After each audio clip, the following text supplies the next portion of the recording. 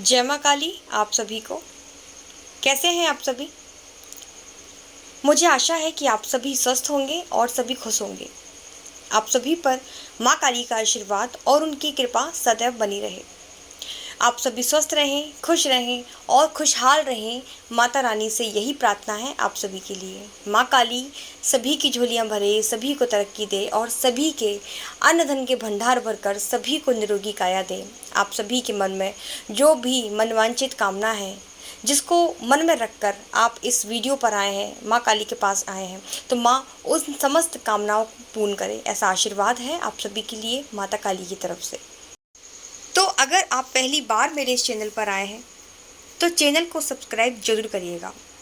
साथ ही bell icon को press कर दीजिएगा ताकि मेरी आने वाली हर नई वीडियो का नोटिफिकेशन आप तक सबसे पहले पहुंचे। और वीडियो में दी गई जानकारी आपको पसंद आए तो वीडियो को लाइक ज़रूर करिएगा। आपका एक लाइक मेरे लिए मोटिवेशन का काम करता है, तो आप अपना एक लाइक देकर मुझे भी अपना प्यार भरा आशीर्वाद ज़रूर दें। तो शुरू करते हैं हम आज के वीडियो को। जैसा कि आप सभी जानते हैं कि 19 जून से माता काली के जो है नवरात्रि लगने वाले हैं, गुप्त नवरात्रि लगने वाले हैं, जिसमें सभी साधक साधिकाएं अलग अलग प्रकार की साधनाएं करते हैं। गुप्त नवरात्रि का क्या महत्व है ये मैं आपको पिछले वीडियो में बता चुकी हूँ, और अब मैं आपको एक ऐसी साधना बताऊंगी जो माता काली के अगवानी की है। अब इस इशारे से आप समझ गए होंगे कि मैं आपको किसकी साधना बताने वाली हूँ। जी हाँ, मैं आपको हनुमान जी महाराज की साधना बताने वाली हूँ कि आप हनुमान चालीसा को कैसे सिद्ध कर सकते हैं। हनुमान जी महाराज एक ऐसी शक्ति हैं जिनके आगे कोई ऐसा कार्य नहीं जो हनुमान जी महाराज नहीं कर सकते। कोई भी ऐसा कार्य नहीं है जो काम माता काली कर सकती हैं वो काम हनुमान जी महाराज भी कर सकते हैं। फिर भी वो माँ के आगे चलते हैं। माँ के सेवक हैं, माँ के पुत्र हैं, माँ के गण हैं, माँ के समस्त कार्यों का संचालन करते हैं हनुमान जी महाराज। और माता काली के साथ इनकी पूजा भी करना अनिवार्य होता है।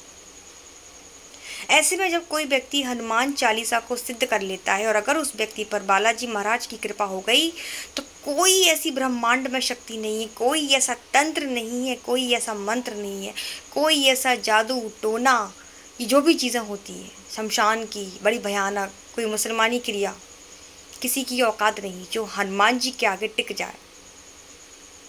और हनुमान जी के आगे तो छोड़ो, हनुमान जी के भक्त के आगे भी कोई भी बुरी शक्ति नहीं टिक सकती। एक बार हमेशा याद रखिए कि जब भी आपके ऊपर कोई नेगेटिव चीज़ अटैक करती है तो वो ये देख कर करती है कि ये भक्त किस चीज़ का है।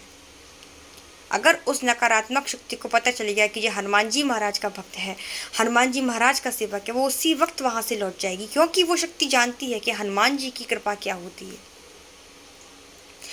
हनुमान जी महाराज की महिमा मुझे आप में से किसी को भी बताने की ज़रूरत नहीं है। जिस प्रकार कलयुग में माता काली जागृत है, उसी प्रकार हनुमान जी महाराज भी कलयुग में जागृत हैं और आप उनकी कृपा को महसूस कर सकते हैं। और जिसके ऊपर बालाजी महाराज की कृपा हो गई, सन्यासी महाराज हनुमान जी महाराज की कृपा हो गई, ब्रह्मांड में कोई शक्ति नहीं जो उसे छू जाए, उसका एक रोम भी स्पर्श कर जाए। हनुमान जी महाराज अपने आप में बहुत प्रचंड शक्ति हैं और आज के समय में बालाजी महाराज के दरबार में हजारों भूत प्रेत ऐसे उल्टे लटके पड़े हैं। कितनी भी बड़ी शक्ति हो, जो व्यक्ति 24 घंटे में एक बार भी हनुमान जी का जयकारा लगाता है, एक बार हनुमान चालीसा का पाठ करता है, आप उससे जाके पूछिएगा अनुभव कि उसके जीवन में हनुमान चालीसा क्या कार्य करती है। और आप खुद भी माँ काली के सेवक हैं तो आप हनुमान चालीसा जरूर पढ़ते होंगे, क्योंकि माता काली के साथ चलते हैं और आप उनकी महिमा को बहुत अच्छे से जानते होंगे। आज मैं आपको बताऊंगी कि हनुमान चालीसा को आप इन गुप्त नवरात्रि के दौरान 9 दिनों में किस प्रकार से सिद्ध कर सकते हैं।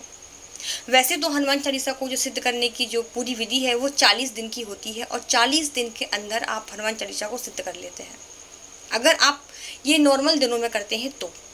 लेकिन अगर आप गुप्त नवरात्रि में हनुमान चालीसा को सिद्ध करते हैं तो हनुमान चालीसा 9 दिनों के अंदर ही, मात्र 9 दिनों के अंदर ही सिद्ध हो जाती है। तो पूरी विधि को आप ध्यानपूर्वक सुनिएगा। सबसे पहले मैं आपको बता देती हूँ कि अगर आप गुप्त नवरात्रि के दौरान हनुमान चालीसा को सिद्ध करना चाहते हैं तो आपको कौन कौन से नियम का पालन करना होगा। सबसे पहली चीज़ जो आपको ध्यान रखनी है वो है कि अगर आप हनुमान जी महाराज की साधना कर रहे हैं, चाहे वो हनुमान चालीसा हो या वो कोई भी हनुमान जी का मंत्र हो, कोई भी चौपाई हो, अगर आप उसकी साधना कर रहे हैं तो सबसे पहली चीज़, सबसे मेन जो चीज़ है वो ये है कि आपको पूर्णतः ब्रह्मचर्य का पालन करना होगा।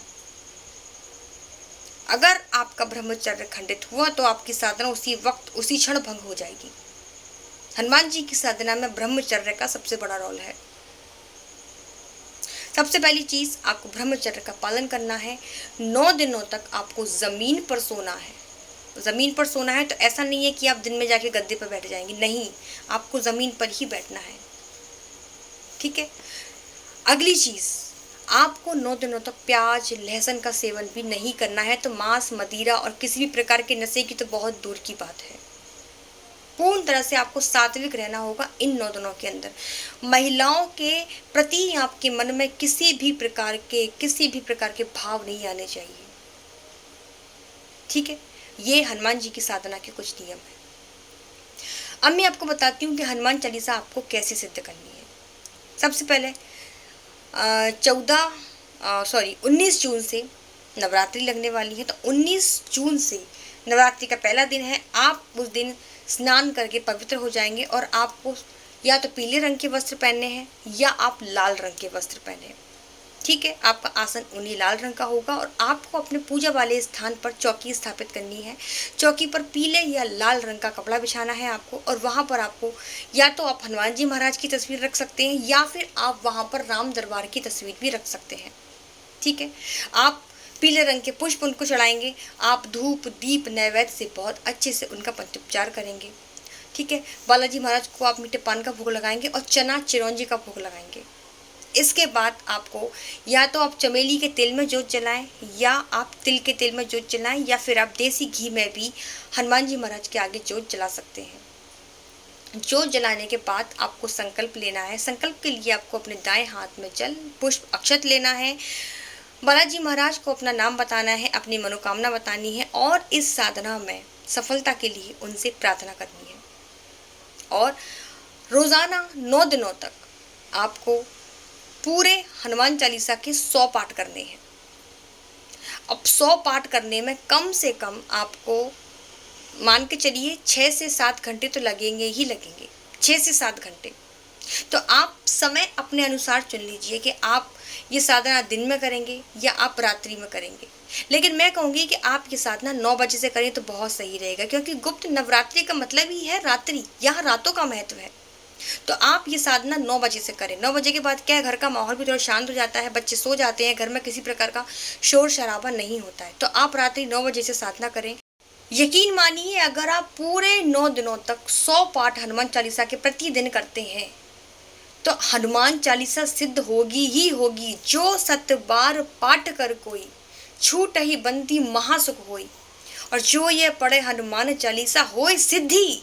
याद रखिएगा, हनुमान चालीसा सिद्ध होगी ही होगी। और इन 9 दिनों के अंदर ही आपको बालाजी महाराज की ऐसी कृपा प्राप्त होगी अगर आप हनुमान चालीसा सिद्ध कर लेते हैं, क्योंकि 6 से 7 घंटे बैठना पूजा में बहुत कम लोगों के बस की ये बात है। तो अगर आप ये कर सकते हैं तो आप बिल्कुल करें। आप ये मौका अपने हाथ से बिल्कुल ना गंवाएं, हनुमान चालीसा को बिल्कुल सिद्ध करें। अगर आपकी हनुमान चालीसा सिद्ध हो गई तो आपको हनुमान जी स्वयं आकर बताएंगे कि उनकी कितनी बड़ी कृपा आपके ऊपर है। आपको किसी भी रूप में वो दर्शन देंगे, चाहे किसी बुजुर्ग के रूप में, चाहे किसी साधु महात्मा के रूप में, वानर के रूप में, या स्वप्न के माध्यम से प्रत्यक्ष दर्शन। और हनुमान चालीसा जब आप सिद्ध कर लेते हैं तो आप अगर किसी के सामने बैठकर एक बार हनुमान चालीसा पढ़ते हैं और अगर उस व्यक्ति को नेगेटिव एनर्जी है, तुरंत उस शरीर पर हाजिरी होगी, तुरंत। हनुमान चालीसा जब सिद्ध हो जाएगी पूर्ण रूप से तो आपको उसका यूज़ कैसे करना है ये मैं आपको अगले वीडियो में बताऊंगी। तो वीडियो बहुत लंबा हो गया है, इसलिए आज की जानकारी में इतना ही। और हाँ, एक चीज़ मैं आपको बता देती हूँ कि जब आप हनुमान चालीसा सिद्ध करेंगे, आप चौकी लगाएंगे तो आपको प्रतिदिन अखंड ज्योत जलानी है। जब तक आप पाठ करेंगे तब तक आपकी जो ज्योत है वो जलनी चाहिए, बंद नहीं होनी चाहिए। तो ये थी मेरी आज की छोटी सी जानकारी। अगर आपको कुछ समझ में नहीं आया है तो आप कमेंट में मुझसे पूछ लीजिए, बहुत जल्दी मैं आपको इसका रिप्लाई दूंगी। तब तक सभी को जय माता दी, जय माँ काली, धन्यवाद।